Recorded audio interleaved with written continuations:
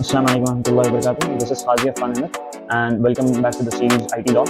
In the previous video, we discussed about the interface of IT and law, and in this video, we're going to discuss and study about the first law or the act which was passed with respect to IT, information technology. So let's get started. The Information Technology Act 2000 or the IT Act 2000, or you can call it ITA 2000, was notified in the month of October in the year 2000. This is the law which deals with the cyber crimes and e-commerce in India. The IT Act 2000 is a key piece of legislation which governs the use of digital communications and e-commerce in India. The main objective of this act was to provide legal recognition to electronic signatures, digital signatures, electronic contracts, and other stuff related to the areas related to e-commerce. The act has undergone several changes since its introduction in the year 2000 because of the dynamics and because of the changes which has been made in the field of IT since 2000, because the growth and development in the IT has been substantial. So has the law and the act developed accordingly. So let's discuss some features of the act and also discuss the amendments made to it. Some features of the act are, some major features are digital signatures. This act provides recognition to digital signatures and their use in electronic transactions. So the digital signatures have been legalized under this act. The second feature is electronic contracts, which in this act recognizes the legal validity of electronic contracts, and it also provides guidelines for the formation and enforcement of these contracts. The IT Act provides legal recognition to electronic transactions, which has made it equal to the traditional paper-based transactions. So both the paper-based transaction and electronic contracts and transactions both hold the same value, and they both have they are both legally validated. This act also establishes a framework and for regulation and protection of individuals' personal data. Because of this, they also established a CCA, which is Controller of Certifying Authorities, to regulate the issuance of digital certificates. This act also defines several cybercrimes such as phishing, hacking, identity theft, and it also provides the penalties and fines which were to be imposed on the offenders of these crimes.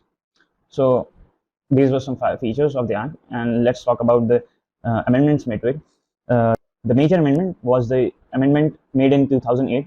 It was a substantial amendment. It was also called the IT Amendment Act 2008. It was passed by the Indian government, and it came in force in the year 2009. What were the amendments made in the year 2008? It included provisions related to cyber terrorism, and it also imposed fines, and it also increased fines on cyber crimes. Then some changes were made in 2013, which included provisions to penalize and punishment for those who publish or transmit or exchange explicit content. Another major change in the same year 2013 was it addressed the cybersecurity. It addressed the cybersecurity of the country. The government established national cybersecurity policy to strengthen the country's cybersecurity, and it also got ready for the emerging cyber threats. Then changes came in the year 2018, in which the government, in the year 2015, before 2018, the major amendment was in the year 2015, in which the act was amended to provide provisions related to blocking of websites and interception of electronic messages in the interest of national security only. This was not done on a personal level. And then there were major changes in the year 2018, which advanced or modified the amendment into 2015, which so the government provided provisions to include that the internet intermediaries were supposed to block or remove websites or content within 24 hours after a complaint or order from the government. This was a major change in the year 2019. Another major change in 2019 was the Data Protection Amendment, in which the government introduced a bill, which was Personal Data Protection Bill, to establish a framework for the protection of personal data.